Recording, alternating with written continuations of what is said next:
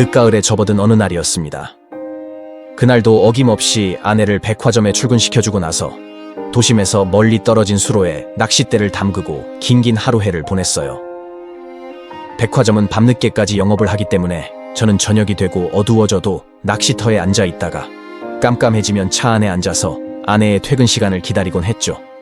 하루 종일 날씨가 찌뿌둥하더니 저녁 무렵이 되자 후두둑 빗방울이 떨어지기 시작했어요. 찬비가 옷을 적셔도 귀찮아서 꼼짝도 하지 않았죠. 이내 추워지더니 빗물에 젖은 몸이 가늘게 떨리기 시작했어요. 그러나 그렇게 꼼짝도 하지 않고 물을 응시하고 있자니 그동안의 세월이 파노라마처럼 흘러가기 시작했어요. 학창시절 새벽 우유 배달하며 학비를 벌던 힘겨운 시절도 흘러가고 아내와 처음 만나 연애하던 가슴이 콩닥콩닥하던 시절도 스쳐 지나가고 짧았지만 신혼의 당금에 젖었던 그 시간들도 실루엣처럼 느리게 지나갔습니다. 그러자 가슴이 뭉클해지며 눈시울이 붉어졌어요. 차가운 빗물이 머리를 타고 내려와 뜨거운 눈물에 섞여서 흘러내렸죠. 얼마나 그렇게 있었을까요? 주변이 깜깜해져서 아무것도 보이지 않았어요. 북받치는 감정을 누르지 못하면서 갑자기 저의 입에서는 하나님 한 번만 기회를 주세요 라는 말이 자신도 모르게 새어나왔어요. 연신 한 번만 기회를 달라고 애걸복걸하는 소리가 비가 추적추적 내리는 낚시터에 울려 퍼졌습니다. 다음 날부터 낚시터에 나가지 않았어요. 그냥 침대에 누워 있었죠. 그러나 머릿속은 복잡했어요. 한 번만 기회를 달라고는 했지만 무엇을 어떻게 해야 할지 아무것도 생각나지 않았기 때문이었어요. 그리 오랜 시간이 지나지 않아 저는 성경을 뒤지기 시작했죠. 하나님을 만나는 기회를 얻는 방법은 성경에 기록되어 있을 거라는 생각에서였어요. 저는 누가 전도해서 교회에 나간 사람이 아니었어요. 여러 차례 기도 응답을 경험하고 하나님이 살아계신 것을 부인할 수 없어서 제 발로 나간 것이었습니다. 그러나 정작 교회에 나가서는 하나님을 만나지 못했어요. 제가 맨 처음 경험한 하나님은 기적과 이적으로 자신의 존재감을 드러내시는 분이셨지만 교회에서는 그런 하나님을 만나지 못했어요. 관념적이고 사변적인 성경 지식 안에서의 하나님에 대한 설명을 배웠을 뿐이며 종교의식에 참석하고 희생적인 신앙 행위를 반복하는 게 전부였기 때문이죠. 그러나 저의 영혼의 상태는 물론 수렁에 빠져 허우적거리는 삶을 들여다보면 하나님께서 내주하고 계시다고 믿을 수 없었어요. 하나님을 만나는 법이 기록된 성경 구절을 찾는 것은 그리 오랜 시간이 걸리지 않았죠.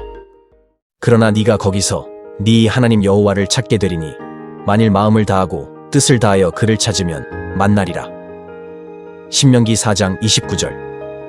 너희가 온 마음으로 나를 구하면 나를 찾을 것이요 나를 만나리라. 예레미야 29장 13절. 성경에는 하나님을 만나는 법에 대한 구절이 적지 않게 나옵니다.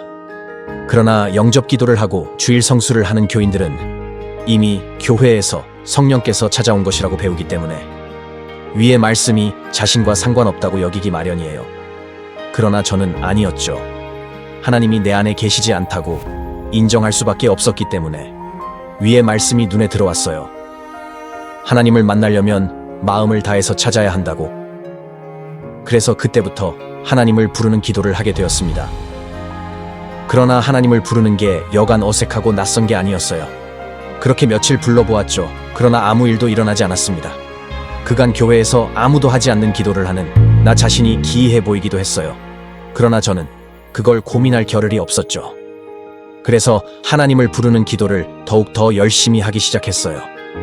몇 개월을 불러도 아무 일도 일어나지 않았지만 제가 할 수 있는 일이라고는 아무것도 없었어요. 성경이 살아계신 하나님의 말씀이라면 전심으로 하나님을 부르는 게 성경적이지 않나요? 그러면서 아내와 같이 저가 화장품 장사를 하기 시작했어요. 자본이 없어서 장사를 할 엄두도 내지 못하였고 중년의 남자에게 주어진 직장은 경비나 청소, 운전과 같은 허드렛 일밖에 남아있지 않았어요. 그런데 우연히 생활 광고지에 무자본으로 장사를 할 수 있다는 광고가 나서 찾아가 보니 회사에서 아침에 화장품을 공급해주면 하루 종일 팔다가 저녁에 회사에 돌아와서 마진을 뺀 금액만을 입금하면 된다고 하였어요. 아내와 상의를 한 끝에 자동차에 화장품을 싣고 다니면서 재래시장으로 식당가로 다니면서 판매하기로 했죠. 그렇게 저의 삶은 그간의 모습과 다르게 변해 있었어요. 늦은 아침 겸 점심을 먹고 재래시장과 식당가를 다니면서 화장품 장사를 하면서 차 안에서 기도하고 운전할 때 하나님을 불렀어요. 걸어 다니면서 기도하고 산책하고 운동할 때도 하나님을 부르며 성령의 내주를 간구했어요. 하나님을 부르는 기도를 해서 달라진 것은 없었어요. 삶이 펴지고 생활이 나아질 거라는 기대를 해서 하나님을 부르는 기도를 한 것은 아니에요. 하나님을 부르는 기도는 성경에 기록된 사실이고, 전심으로 기도하고 쉬지 않고 기도하는 것도 성경의 명령이기 때문이었죠. 물론 이런 기도를 하는 교회도 없고 그런 사람도 본 적이 없었어요. 그런데 왜 그렇게 악착같이 하나님을 불렀느냐고요? 하나님을 부르는 기도가 이 중년의 나이에 마지막일지도 모를 영혼을 불태우는 일이라는 것임을 저는 잘 알고 있었기 때문이에요.